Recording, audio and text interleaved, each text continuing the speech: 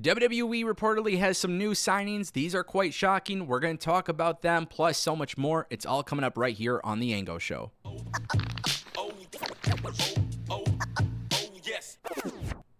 Welcome back to The Ango Show. Hopefully you guys are all having a great day. I want to kick things off with NXT news. It's not a shocker that I genuinely enjoy watching NXT. Obviously, there is a lot of momentum on this brand. Now, PW Insider is reporting that WWE is, in fact, bringing back the WWE NXT No Mercy pay-per-view, or premium live event. And they reported today that the show will air on September 1st, live from Denver, Colorado. WWE will be having a Great American TV Bash special on Sci-Fi in August. WWE wants to do more PLEs. This is another one. This time, they're going away from the Performance Center yet again. The NXT brand clearly has a lot of momentum. A lot of people are talking about NXT. A lot of that talk stems from the momentum it carries with the relationship with TNA.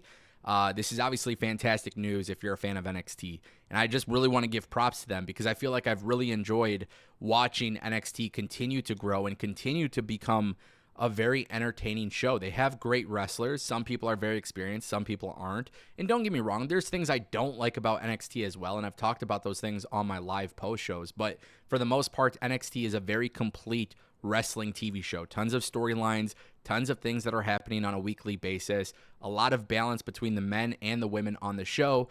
Every title is treated relatively important. There's just a lot of good coming from NXT. Shawn Michaels seems to be holding it down very well down there. Great trainers, great producers, great writers. When you see stuff like this and you see that WWE is trying to continue this momentum, how can you not get excited about it, right?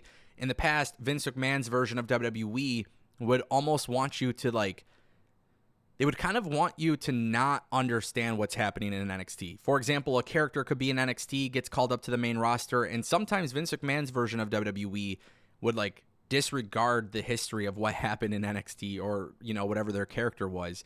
Now WWE is more open. They're working with other companies, and it's gotten to the point where somebody like Joe Hendry is coming into NXT, and he's becoming a big part of NXT.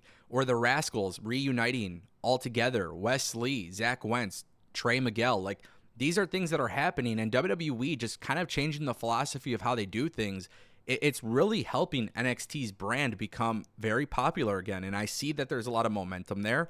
When you bring in a pay-per-view like No Mercy, they've done it before. People talk about it. People like it. You got a working relationship with TNA. You have your wrestlers going to other companies. Who knows what will happen? Maybe we get Pro Wrestling Noah. Maybe we get another company. Maybe, Marigold or something will also be involved. We obviously don't know when Julia is going to be joining NXT either, but that's somebody to also pay attention to. Let's talk about some changes to WWE production and more specifically to the ref.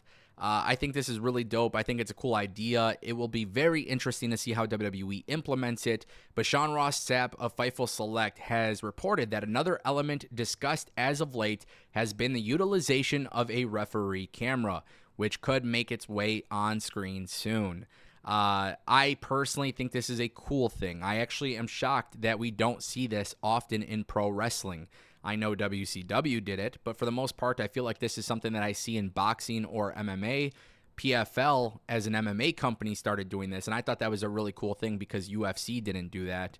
I just like the idea of adding alternate angles. I like the idea of being creative with camera angles, and maybe that's the artsy, creative version of me, or that side of me, but to add that into WWE production, there's got to be a specific way to do it, right? You can't make it a constant thing, but I think what would be really interesting is utilizing it in a way where it ties into the finishes of matches, right? We all saw the kick out or the lack of kick out botch from WWE, at Money in the Bank with Damian Priest, for example, and having a referee cam and then utilizing that camera footage on a future episode and trying to make sense of things. I like that idea of implementing that. You could justify a lot of stuff, especially when it comes to DQs, right? How many times have you watched a wrestling match and there's been some sort of run-in or disqualification that happens, but the ref didn't see it? Well, imagine if they're switching to the ref cam, and now you can see from the perspective of the ref to kind of justify why that in-ring incident happened. My point that I'm making is that this is a really cool thing that you can do, but you can't overdo it, and you got to be very careful with how you implement it. I think WWE right now is still figuring out what are the best ways to produce their television show. Lee Fitting got hired by the WWE. We started seeing different camera angles. We started seeing different singular shots where there's no camera cuts. Sometimes you get camera cuts. You're getting different angles. We saw Logan Paul do the frog splash or whatever, off the top, and the 360 camera around him. That was something I praised a lot. I think it's cool when wrestling companies try to get creative with this, because ultimately we are watching a live sport that's entertaining, and it's a segment of, it's like a mix of soap opera and sports and gymnastics and all of these different things. Commentary is going to tell a story. The in-ring performers are going to tell a story. But what's that perspective from the ref? And we don't really get that. So implementing this, I think, is a good way to do that. But again, you just have to be careful with how you do it. All right, guys, let's talk about some new WWE signings. Some very interesting stuff here. Stephanie Vacour will be joining WWE on a multi-year contract, according to a source close to negotiations. There was several negotiations, and both WWE and AEW presented their best offers to try and convince her. This came from Record Mexico, which is a Mexican-based sports journalism company. They've come out with this report. It hasn't been confirmed by Fightful. It hasn't been confirmed by WWE. But we are talking about this because Fightful did indicate that she did not sign with AEW.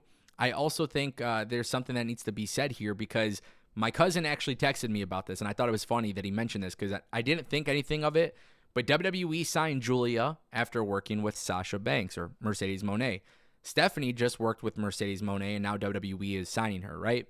There's clearly something that WWE is looking at with Mercedes. And I thought her match with Mercedes was fantastic. And that obviously makes sense for WWE to go in and try to sign her. But at the same time, too, I want to point something out, because this is where things get tricky.